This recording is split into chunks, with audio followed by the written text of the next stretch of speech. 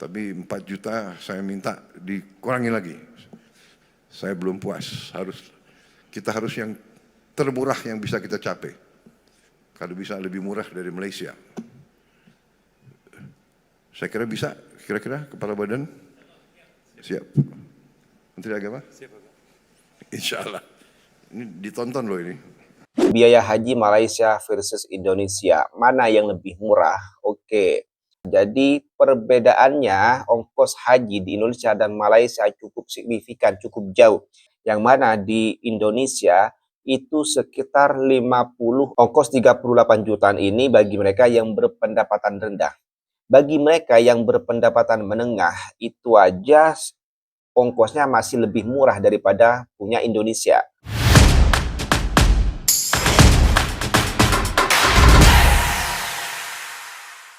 Oke, sebelum lanjut, saya mohon dukungannya untuk mencapai misi 100.000 subscriber dengan cara klik tombol subscribe di bawah, serta jangan lupa like, komen, dan share konten-konten yang ada di channel ini. Terima kasih atas dukungannya. Hai, Assalamualaikum warahmatullahi wabarakatuh. Welcome back to my channel. Jumpa lagi dengan saya, Mr. Bas. Apa kabar Anda hari ini? Semoga dalam keadaan baik-baik saja, sehat walafiat, dan dimurahkan rezekinya. Amin ya rabbal alamin. Saudara, kali ini saya akan membahas tentang salah satu pidato Prabowo Subianto atau Presiden Indonesia yang mengatakan bahwa Prabowo Subianto menginginkan ongkos naik haji di Indonesia dipermurah lagi. Kalau bisa lebih murah daripada ongkos haji di Malaysia. Seperti ini videonya. Pemerintah kita, khususnya di bawah kepemimpinan saya, akan berusaha sekeras tenaga untuk memberi pelayanan terbaik. Juga kita berjuang keras untuk menurunkan biaya haji semurah-murah yang kita mampu. Alhamdulillah kita bisa turunkan biaya haji 4 juta yang sudah dirasakan oleh jemaah haji tahun ini, 203.000. Tapi 4 juta saya minta dikurangi lagi. Saya belum puas. Kita harus yang termurah yang bisa kita capai. Kalau bisa lebih murah dari Malaysia. Saya juga sudah minta waktu untuk ketemu pimpinan negara Arab Saudi, Kerajaan Arab Saudi, dan di situ saya akan membahas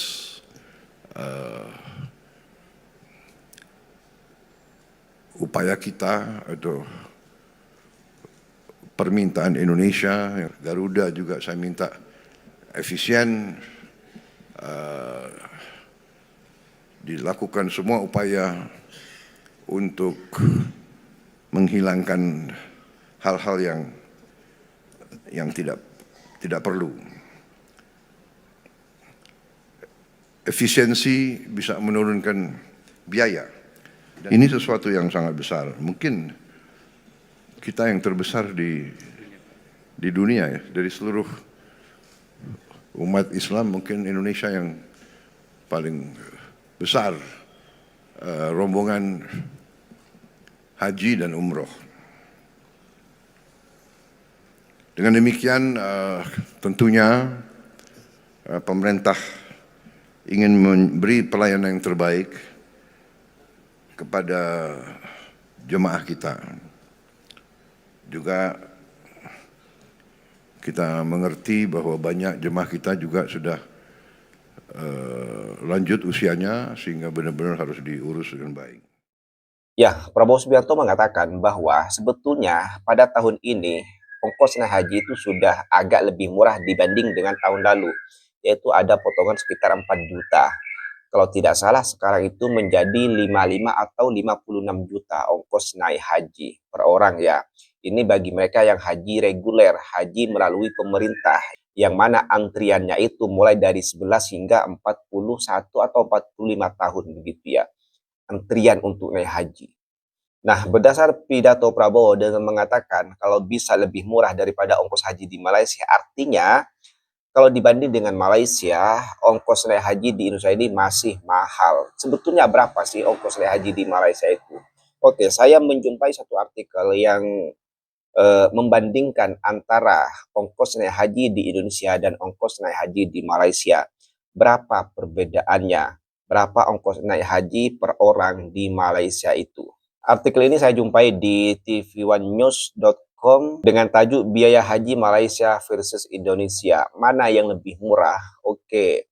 Perbandingan biaya haji antara Indonesia dan Malaysia kembali menjadi sorotan. Presiden RI Prabowo Subianto menyoroti mahalnya ongkos haji di Indonesia dibanding negara tetangga dan langsung memerintahkan Menteri Agama serta Badan Penyelenggara Haji untuk menurunkan biaya agar lebih murah dari Malaysia. Malaysia, ongkos lebih ringan berkat subsidi dana investasi. Menurut Lembaga Tabung Haji atau TH Malaysia, total biaya haji tahun 2023 mencapai Rp30.850 atau setara kurang lebih 100 juta rupiah. Namun berkat subsidi dari hasil investasi dana umat, jemaah hanya membayar sebagian. Rp10.980 Malaysia kurang lebih 38,6 juta rupiah untuk jemaah berpendapatan rendah B40. Sementara untuk non B40 itu ongkos hajinya adalah Rp12.980 atau sekitar 45,6 juta rupiah. Tanpa subsidi tetap Rp30.850 atau sekitar kurang lebih 100 juta rupiah. Subsidi ini bukan berasal dari APBN, melainkan dari portofolio investasi tabung haji di berbagai sektor syariah. Sehingga beban jemaah dapat ditekan secara signifikan. Indonesia, biaya naik, pemerintah mulai evaluasi. Sementara itu, biaya haji Indonesia terus meningkat. Pada tahun 2024, total biaya penyelenggaraan ibadah haji BPIH ditetapkan sebesar Rp93,4 juta rupiah dengan jemaah menanggung sekitar Rp56 juta rupiah. Sisanya disubsidi oleh Badan Pengelola Keuangan Haji atau BPKH melalui nilai manfaat investasi dana haji. Oke ya, jadi perbedaannya ongkos haji di Indonesia dan Malaysia cukup signifikan, cukup jauh. Yang mana di Indonesia itu sekitar 56 juta ongkosnya. Itu setelah disubsidi dari yang awalnya 93,4 juta rupiah. Wow. Sementara kalau di Malaysia untuk mereka yang berpendapatan rendah itu cuma sekitar 38,6 juta. Selisih berapa nih? Selisih 18 lah ya. Selisih 18 jutaan. Ya, pantas saja Prabowo mengatakan kalau bisa ongkos haji di Indonesia lebih murah daripada di Malaysia. Ya, bandingkan saja antara 38 juta dengan 56 juta. Selisih 18 juta, saudara. Ya, kalau Prabowo menginginkan ongkos haji di Indonesia lebih murah daripada di Malaysia, artinya harus di bawah 38 juta. Ya, paling ya kalau boleh 30 juta aja, Pak. Ini tugas Anda dengan menteri-menteri Anda. Bagaimana untuk membuat kebijakan supaya angka 56 juta itu menjadi 30 jutaan. Seperti punya Malaysia. Ongkos 38 jutaan ini bagi mereka yang berpendapatan rendah. Bagi mereka yang berpendapatan menengah, itu aja ongkosnya masih lebih murah daripada punya Indonesia. Di sana itu 45,6 juta untuk mereka yang berpendapatan menengah dan ke atas mungkin ya. Masih jauh, masih lebih murah daripada punya Indonesia, 56 juta. Berarti selisih 11 juta. Padahal harga awalnya kalau tidak disubsidi itu masih lebih mahal punya Malaysia. Yang mana Malaysia itu sekitar 100 jutaan. Itu kalau tidak disubsidi. Sementara di Indonesia kalau tidak disubsidi itu sekitar 93,4 juta. Selisih 7 jutaan lah. Masih lebih mahal punya Malaysia sebetulnya kalau tidak disubsidi. Tapi entah kenapa setelah disubsidi ternyata masih lebih murah punya Malaysia. Artinya subsidi yang digelontorkan untuk ongkos haji itu lebih besar di Malaysia daripada di Indonesia. Sehingga menghasilkan ongkos haji di Malaysia lebih murah daripada Malaysia. Ya, kalau dipikir-pikir kenapa sih apa-apa di Malaysia itu pasti lebih murah daripada Indonesia. Sampai ongkos naik haji pun lebih murah di Malaysia daripada di Indonesia. Ya, kuncinya itu subsidi ya, subsidi. Yang mana Malaysia memberikan subsidi lebih besar. nilainya daripada subsidi yang diberikan pemerintah Indonesia kepada rakyatnya, kepada bidang-bidang tertentu. Ya, itulah subsidi. Sebetulnya subsidi itu sangat diperlukan, sangat bermanfaat sekali untuk rakyatnya di suatu negara. Tetapi kenapa netizen Indonesia mempermasalahkan soal subsidi yang begitu besar di Malaysia? Padahal manfaat dari subsidi itu sangat terasa bagi rakyatnya. Ya, contoh simpelnya aja sekarang yang sedang saya bahas. Dengan subsidi yang begitu tinggi di Malaysia sehingga menekan ongkos naik haji itu lebih kecil, ya, lebih murah daripada Indonesia. Selisih 18 juta, saudara. Di Malaysia, ongkos naik haji itu bagi mereka yang berpendapatan rendah sekitar 38,6 juta, sementara Indonesia itu 56 juta. Ya, cukup tinggi perbedaannya. Nah, dengan fakta ini, apakah netizen Indonesia akan mengatakan bahwa subsidi itu tidak penting?